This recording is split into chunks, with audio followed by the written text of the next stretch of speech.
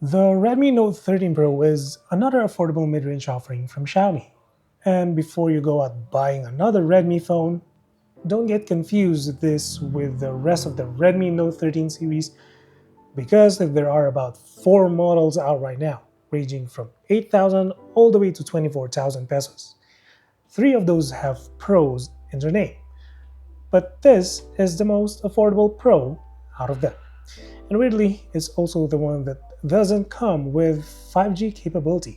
Not that it matters to most people, especially the ones who don't have access to 5G, but it's just something worth pointing out. But really, the price point of this phone is yet one of the toughest categories to compete in, at least here in the Philippines. What I noticed is that typically, around this price point, there is one special feature that separates a phone from the rest. Right now, the Infinix Zero 30 5G is part of the mix, and it's probably one of, if not the most affordable phone with a curved AMOLED screen that offers up to 144 Hz refresh rate. Even the Infinix 30 VIP is still a decent option with its 50-watt wireless charging, curved screen, and gaming-centric chipset. The so-called sister company of Xiaomi, Poco, is also competing at this price point with the Poco X6 5G. That one is a newer chipset in the Snapdragon 7S Gen 2 that not only carries a 5G modem, but is also generally faster. Let's also not forget Realme that's about to release the Realme 12 series, and rumors say is that it's going to pack a 50 megapixel main camera and a 32 megapixel telephoto lens. In the case of Redmi Note 13 Pro, despite the already amazing specs that it has with the display down to the charging speed, the one feature it offers that others don't is the 200 megapixel camera. Now, is that enough to keep it competitive against its competitors? Or is that the sole feature you're looking for at this price point? For a 200 megapixel camera, this is unimpressive. I think the photos you get here are perfect for social media since 90% of the content out there is viewed from small screens, and most people probably won't notice the small things like the sharpness or the dynamic range. But if we're talking about color, HDR, consistency, and everything in between that makes a good phone camera with a single tap, this is not it. Sharpness-wise, yes, the 200 megapixel does its job in delivering more sharpness and more detail when you just need to crop a part of a 200 megapixel photo. But outside of that, there is not much to praise here.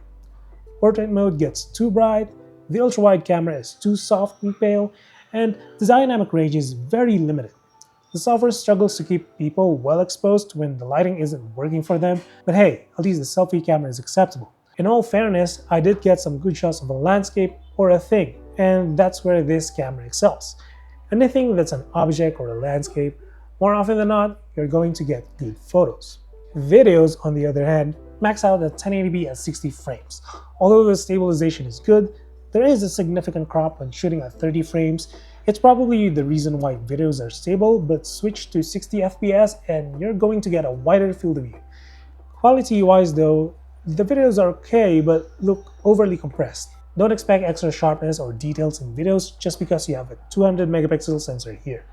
Performance-wise, I was expecting the same, if not similar performance with a Poco M6 Pro since they have the same chipset. Unfortunately, that's not the case with the Redmi Note 13 Pro. Maybe it's the fact that this phone is using 8GB of RAM, but I don't think that's the case, to be honest with you. I bet some kind of optimization is needed here with MIUI. It's not that the phone is slow or anything, it's just that stutters and animations dropping frames are frequent.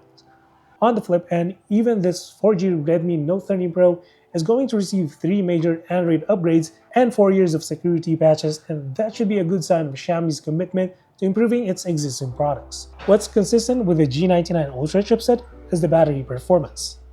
Much like the Poco M6 Pro, the 5000 mAh cell of the Redmi Note 13 Pro is just on par with my typical use, easily averaging 6 to 7 hours of screen time, not to mention conservative battery standby drain. You still get a 67-watt charging brick in the box, and that gets you to 100% in just 46 minutes. It's fast, but I've seen other phones top up faster with the same battery cell and charging speed. You are going to miss out on the Plus model's IP68 rating, but you still get IP53 rating, meaning it still does in water splash resistant. This phone retained mostly the design schematics of last year's lineup. If anything, it's just a bit edgier and a bit thinner around the edges. It's also light and narrower, making it easier to use for those with smaller hands. Both the headphone jack and shared micro SD slot are here, thank you Xiaomi, but what I really like is the look of this forest green. I like the way they used 3 different shades on the back and even the placement of cameras and flash and text. The entire plastic back is also in frosted finish, and that's always a welcome addition for those who hate sticky and fingerprinty glossy backing. And the display also has thin and near symmetrical bezels to further make that 6.67 inches diagonal AMOLED immersive and all. It's also 120Hz, up to 1300 nits peak brightness in displaying HDR content, and over 1 billion colors for that decently sharp 1080p resolution. I did find myself cranking up the brightness slider above 80%, and that's indoor when there's just ambient lighting. Then there was this weird instance wherein the brightness slider was switching between high and low in auto brightness, but the ambient lighting wasn't really changing at all. Overall, the Redmi Note 13 Pro is a conservative phone for a pro phone. Certain features need to be sacrificed to hit the price point of this device, but it unfortunately came from the main selling feature, which is the 200 megapixel camera. While it does carry good numbers on paper, its main feature that should separate it from the rest of the competitors doesn't sell well in the real world. The rest of the specs are okay, but if you're getting this for the camera, you might want to wait for the other competitors. That's it for this one. Drop a sub or like if you feel like supporting the channel, and as always, until the next one, stay safe.